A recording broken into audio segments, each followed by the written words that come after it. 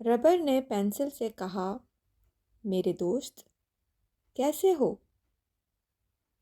Pencil نے غصے اور حقارت سے جواب دیا، میں تمہاری دوست نہیں ہوں، مجھے تم سے نفرت ہے۔ ربر نے حیرت اور غم سے کہا، ایسا کیوں ہے؟ پینسل نے کہا، کیونکہ تم جو میں لکھتی ہوں اسے مٹا دیتے ہو۔ ربر نے کہا، میں تو صرف غلطیوں کو مٹاتا ہوں۔ پینسل نے جواب دیا، اور تمہارے بارے میں کیا خیال ہے؟ ربر نے کہا، میں ایک ربر ہوں اور غلطیوں کو مٹانا میرا کام ہے۔ پینسل نے کہا، یہ کوئی کاروبار نہیں ہے۔ ربر نے کہا، میرا کام اتنا ہی اچھا ہے جتنا تمہارا۔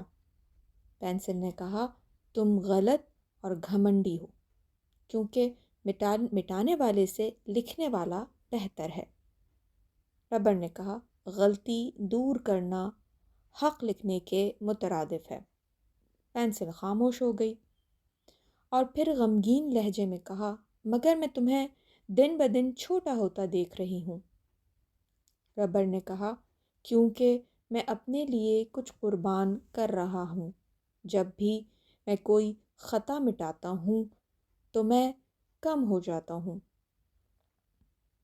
پینسل نے اونچی آواز میں کہا، اور میں پہلے سے زیادہ چھوٹی محسوس کرتی ہوں۔ ربر نے تسلی دیتے ہوئے کہا، ہم دوسروں کو فائدہ نہیں دے سکتے جب تک ہم ان کے لیے قربانیاں نہ دیں۔ پھر ربر نے پینسل کی طرف غور سے دیکھا اور کہا، کیا تم اب بھی مجھ سے نفرت کرتی ہو؟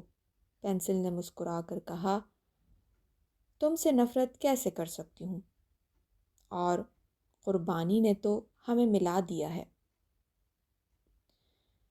ہر روز ہم سوتے ہیں، پھر جاگتے ہیں اور ایک دن کم ہو جاتا ہے۔ ہر روز ہم صبح سے شام تک اپنی زندگی میں مگن ہوتے ہیں اور نہ جانے ہم کیا کیا کام کر جاتے ہیں، جس سے نہ جانے کسی کی حق تلفی ہو جاتی ہے، نہ جانے کس کا ہم دل دکھا دیتے ہیں، نہ جانے ہم کیا غلط کام کر دیتے ہیں، ہمیں نہیں معلوم ہوتا۔ ہمیں نہیں معلوم ہوتا کہ آج کے جو 24 گھنٹے ہیں اس میں سے کتنے گھنٹے، کتنے منٹ، کتنے لمحات ہم نے دوسروں کے دل دکھانے میں گزار دیے۔ ہمیں نہیں معلوم ہوتا کہ ہم نے کتنے گھنٹے، کتنے منٹ، کتنے لمحات کسی کا دل جیتنے میں لگا دیے، کوئی نیک کام کرنے میں گزار دیے، کوئی برا کام کرنے میں گزار دیے۔ کیا ہم رات میں سوتے ہوئے اپنا محاسبہ کرتے ہیں؟ ہم اپنی اکاؤنٹیبلٹی کرتے ہیں کہ آج ہم نے پورے دن میں جو 24 گھنٹے تھے اس میں سے کچھ گھنٹے تو ہم سو کر گزار دیتے ہیں، اور باقی لمحات یا باقی گھنٹے یا باقی منٹ میں ہم نے کسی کے ساتھ حق تلفی تو نہیں کی، کسی کا دل تو نہیں دکھایا، کسی کے ساتھ ناانصافی تو نہیں کی۔ بہت سارے لوگ کرتے بھی ہوں گے اور بہت سارے لوگ نہیں بھی کرتے ہوں گے،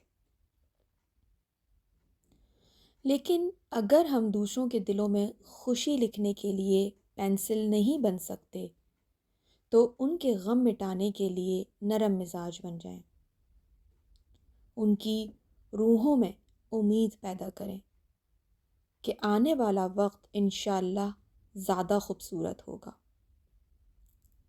اگر ہم کسی کا غم، کسی کا دکھ، کسی کی تکلیف مٹانے کے لیے کچھ کر نہیں سکتے تو ایٹ لیسٹ کچھ میٹھے بول ہی بول دیں، تاکہ اس سے اس کا غم، اس کی تکلیف کم ہو جائے، اور یہ ہمارے لیے صدقہ جاریہ بھی بن جائے گا۔ نیکی کریں چاہے اس کا احسان بھی نہ ملے، کیونکہ نیکی یہ سوچ کے مت کیجیے کہ اس کا بدلہ، اس کا صلہ آپ کو ملے گا۔ ہاں، صلہ ملے گا اس کا آپ کو، لیکن اس دنیا میں نہیں، ضروری تو نہیں اس دنیا میں آپ کو صلہ ملے۔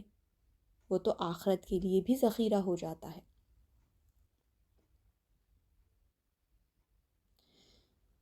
اللہ تعالیٰ ہمیں نیک، سیدھی، سچی راہ پہ چلنے والا بنائے، ہمیں ایسی راہ پر جس پر اس نے انعام رکھا ہے۔